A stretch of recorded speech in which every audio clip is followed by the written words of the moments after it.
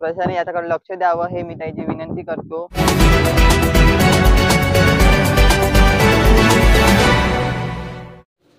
गावाखेड्यातील रस्त्यावर लाल परी रुसली।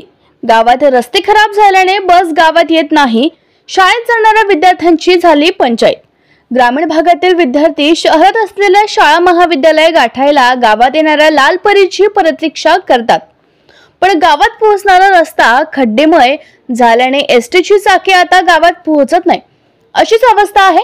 गावाच्या वेशीपर्यंत येणाऱ्या रस्त्यावर मोठे खड्डे आणि चिखलाने लाल परीची वाट रोखल्याने आता विद्यार्थ्यांना आपलीशी वाटणारी लाल परी ही आता या रस्त्यावर रुसल्याचे चित्र आहे।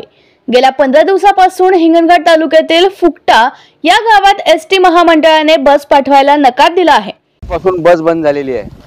शाळेच्या मुलांना इथून 1-1.5 किलोमीटर पैदल जावं लागत आहे। त्या रस्त्याची दुरवस्था जो झालेली आहे ते चांगली करण्यात यावं। नेमके या रोडनं खड्डे पडून बस बंद होऊन राहिली। मागे एक वेळा बस फसली होती वर्धा, तर ट्रॅक्टरनं काढून दिली। ग्रामपंचायतीनं एक टिप्पर तात्पुरतं म्हणून काहीतरी आम्ही टाकून दिलं, पण सविस्तर म्हणजे बांधकाम विभागवाल्यांनी याच्या रस्त्याकडे लक्ष द्यावं। हिंगणघाट तालुक्यात येणारे फुकटा हे गाव आजनसरा मार्गावर आहे। 2000 लोकसंख्या असलेल्या फुकटा या गावातून सुमारे 150 विद्यार्थी पहिली ते पदवी पर्यंतच्या शिक्षणासाठी हिंगणघाट, वडनेर तसेच अल्लीपूर या गावात बसने जातात। बसने प्रवास करणाऱ्या विद्यार्थ्यांसाठी लालपरी मोठा आधार वाटतो, पण आजनसरा रस्त्यावरून 2 किलोमीटर आतमध्ये फुकटा हे गाव आहे। या गावात जाणारा रस्ता काही वर्षांपूर्वी बांधण्यात आला। हा रस्ता लवकरच खराब देखील झाला।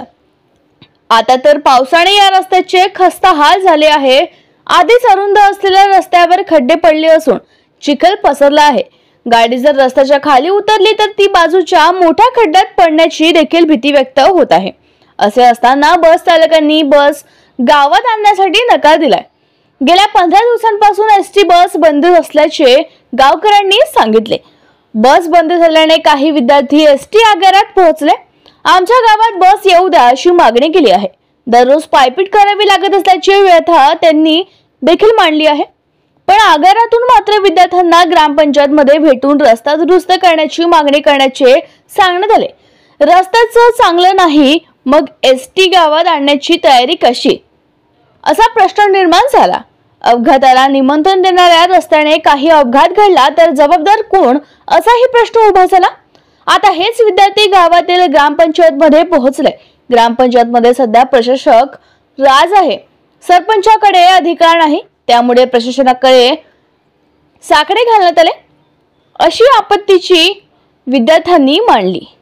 ह्या खूप दिवसापासून रोड बेकार आहे आणि याच्यावर प्रशासनाचं काही पण लक्ष नाही।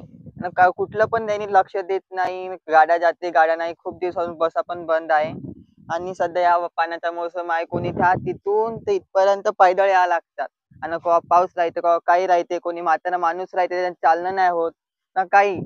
फक्त या रोड जे आहे ना तर तिथून इथपर्यंत नुसता बंद नाही, बस ना काही ना काही। हे आजनसरा ते हिंगणघाट डायरेक्ट हा रोड आहे, पण जे इथून ते तिथून आहे तर याच्यात काही सुविधा कोणी केलेली नाही, नुसता बंद आहे या रोड।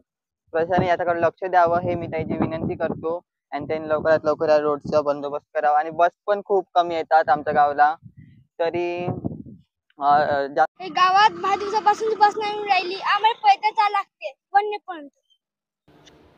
हिंगणघाट तालुक्यातील फुकटा हे गाव तर केवळ एक प्रत्यक्ष उदाहरण आहे। अशीच अवस्था दहेगाव, भोजनखेडा, गिरोली, भिवापूर याही गावात आहे। वर्धा जिल्ह्यात सुमारे 20 गावात रस्त्याअभावी बस गावात पोहोचत नसल्याची ओरड आहे। भोजनखेडा येथे पूल खचल्याने रस्ता बंद आहे। वायगाव, अलोडा येथील पूल खचल्याने हा रस्ता देखील बंद आहे। गेल्या 2-4 वर्षात खचलेले पूल आणि बिघडलेल्या रस्त्याच्या दुरुस्तीसाठी मोठा निधी खर्च करण्यात आलाय, तरीही अवस्था जैसी थी तैसे। सार्वजनिक बांधकाम विभाग, प्रधानमंत्री ग्राम सडक योजना विभाग, जिल्हा परिषद व पंचायत बांधकाम विभाग हा रस्त्यावर खर्च करतो, पण केलेला खर्च वाया गेल्याचे चित्र अल्पावधीतच समोर यायला लागले आहे। ते गावचे जे मुलं आहे, एसटी वाले आहे, पूर्ण जाम झालेला आहे रस्ता। त्याच्यानं काही म्हणजे गड्डे गुड्डे येत आहे कुठं तर ते एस वाले त्रास करते त्याच्याकरता फेकून राहिले. पहिली मेन गोष्ट म्हणजे गावाचं जे आहे बस स्टँडपासून रुंदीकरण करण्यात यावं आणि गावाची जे रोडची आहे अशी म्हणजे अलग मोठी बनवावं आणि असं गावकऱ्याचं ना मायवाले म्हणणं असं आहे. अशी पावसाळ्यात स्थिती झाली.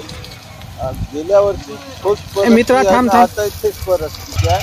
आणि इथं जे आहे मेन मोठावाला जो आहे इथं गड्डा आहे, इथून गाडी गेल्या वर्षी भाऊला मी दाखवलं, इंजिनियर लोकायला आलो होते दाखवायला, तिथं पण दाखवलं आहे मी या गड्ड्यापाशी. कमी जास्त तरी 200-250 पोरायची संख्या आहे, मुली म्हणजे 200-250 मुलाची मुलीची संख्या आहे म्हणायची.